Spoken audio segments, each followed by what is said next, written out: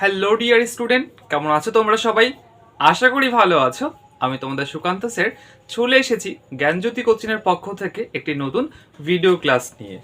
আমাদের আলোচনা চলছিল আরবান মরফোলজি। আরবান মরফোলজির মধ্যে যে একটি অন্যতম গুরুত্বপূর্ণ বিশেষ তথ্য সেটি হচ্ছে আমাদের এককেন্দ্রিক মতবাদ বা কনসেন্ট্রিক জোন থিওরি।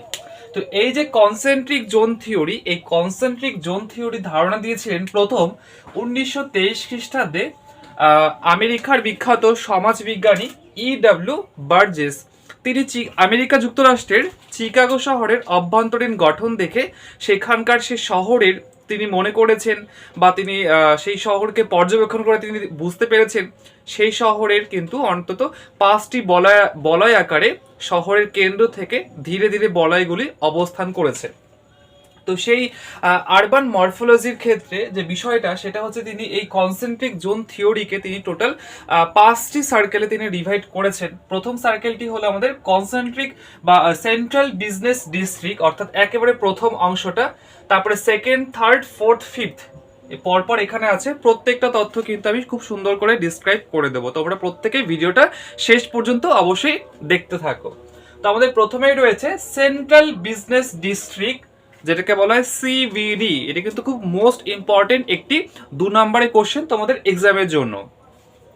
তো সেই শিকাগো শহরের যে অভ্যন্তরে যে গঠনটা রয়েছে, তিনি মনে করেছেন যে এই অভ্যন্তরীণ গঠনে, অর্থাৎ যেখানে প্রধানত দেখা যায় শহরের একেবারে কেন্দ্রস্থল, যেখানে বড় বড় হাসপাতাল, বড় বড় চিকিৎসালয়, বড় বড় স্কুল, ইউনিভার্সিটি, তারপর হচ্ছে বিভিন্ন আরও যে সমস্ত থাকে অফিস আদালত থেকে শুরু করে ইন্টারন্যাশনাল মার্কেট থেকে শুরু করে সেখানে 5 স্টার হোটেল থেকে শুরু করে মানে সমস্ত সুযোগ সুবিধা সম্পন্ন মেন যে কাজের স্থান, সেই স্থানটাকে তিনি বলেছেন CBD or central business district.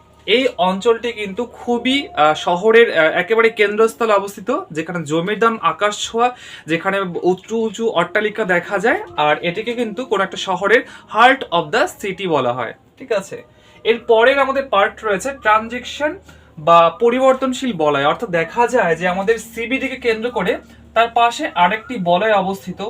এই বলয়টিতে দেখা যায় প্রধানত যারা এই সিবিডিতে কাজ করে থাকেন সেই সমস্ত লোকেরা এখানে বসবাস করেন, অথবা এই যে পরিবর্তনশীল এলাকা রয়েছে এখানে কিন্তু অনেক কলকারখানা অবস্থিত। আর সিবিডির আয়তন যত বৃদ্ধি পায় ততই কিন্তু এই সেকেন্ড যে বলয়টা রয়েছে এই বলয় কিন্তু সিবিডিটা ধীরে ধীরে গ্রাস করে ফেলে।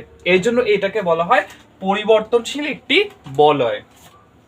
এরপরে রয়েছে জোন অফ ওয়ার্কিং মেন, অর্থাৎ যারা সিবিডিতে এবং যারা হচ্ছে এই ট্রানজিশন যে এরিয়াটা রয়েছে এখানে যারা কাজ করেন, বিভিন্ন অফিস আদালত বা কলকারখানাতে যারা কাজ করেন, সেই সমস্ত ব্যক্তিরা প্রধানত এই 3 নাম্বার যে সার্কেলটা রয়েছে অর্থাৎ জোন অফ ওয়ার্কিং মেন যেখানে রয়েছে সেই অঞ্চলে কিন্তু তারা বসবাস করেন। এটা প্রধানত আবাসিক একটি বাসস্থানের জায়গা, যেখানে সিবিডি এবং তার যে পরের অংশটা রয়েছে সেখানকার কিন্তু এলাকার মানুষরা এখানে বসবাস করেন। ঠিক আছে, আর এই জায়গা থেকে কিন্তু অলরেডি সিবিডির মধ্যে আসার অনেকগুলো পথ বা রাস্তা থাকে। এরপর আমাদের 4 নাম্বার যে পয়েন্টটা রয়েছে সেটাকে আমরা বলবো হচ্ছে জোন অফ বেটার রেসিডেন্স, অর্থাৎ দেখা যায় যে আমাদের একেবারে পঞ্চমের ঠিক আগের যে পর্যায়টা রয়েছে যেখানে কিন্তু অফিস আদালত বা সেখানে আর কি প্রধানত দেখা যায় যে বিভিন্ন ব্যক্তিরা হয়তো শহর থেকে একটু দূরে বসবাস করছেন, যেখানে ঘিঞ্জিপূর্ণ পরিবেশ সেই রকম অর্থে নেই, তো সেই ধরনের বিষয়টা এখানে রয়েছে। আর একেবারে শেষ যে পর্যায়টা রয়েছে আমাদের সেটা হচ্ছে কমিউটার জোন, অর্থাৎ দেখা যায় যে এই যে কমিউটার জোন রয়েছে যেখানে একেবারে কিন্তু সিবিডি থেকে বা মূল শহর থেকে একেবারে দূরে বিচ্ছিন্ন একটি অংশ, যেখানে আর কি সিবিডি থেকে এই মূল অংশে যেতে অন্তত প্রায় 1 ঘন্টার মতো সময় লেগে যায় বা তার চেয়ে বেশি লাগতে পারে। 40 থেকে 60 কিলোমিটার এলাকার মধ্যে কিন্তু এটা হয়ে থাকে।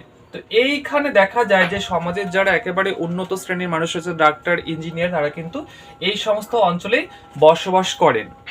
তো আর এই যে 4 নাম্বার আর 5 নাম্বার এই দুটো বলয়ের মাঝখানে রয়েছে আরেকটি অংশ, সেটাকে বলা হয় একেবারে গ্রিন বেল্ট। ঠিক আছে, আর সিবিডি যেটা বললাম হার্ট অফ দ্য সিটি, এই মাঝখানের যে অংশ এটাকে কিন্তু লুপ বলা হয়, LOOP, লুপ। এটা কিন্তু মাথায় রাখবে, এগুলো কিন্তু শর্ট কোশ্চেনে অবশ্যই আসতে পারে, খুবই গুরুত্বপূর্ণ একটি কোশ্চেন। তো আজকে আমাদের আলোচনা ছিল এই কনসেন্ট্রিক জোন থিওরি। এর যে সমালোচনা রয়েছে, যে ক্রিটিজম যে রয়েছে, সেটা তোমাদের দেখতে হলে এর পরের পার্টে কিন্তু সেটা আসবে। অবশ্যই তোমরা ভিডিওটা দেখতে থাকবে। আর আমাদের কোর্স যদি আমাদের যদি কোর্স তোমাদের অবশ্যই ভালো লাগে, তোমরা অবশ্যই কন্ট্যাক্ট করবে। অলরেডি কন্ট্যাক্ট নাম্বার দেওয়া আছে, সমস্ত ডিটেলস তোমরা সেখানেই পেয়ে যাবে। তো ভিডিওটা দেখার জন্য অসংখ্য ধন্যবাদ। দেখা হচ্ছে পরের, ঠিক এর পরে যে ক্রিটিজমটা রয়েছে বা সমালোচনা রয়েছে, সেখানে তোমাদের সঙ্গে দেখা আছে। ততক্ষণ ভালো থাকবে। টাটা।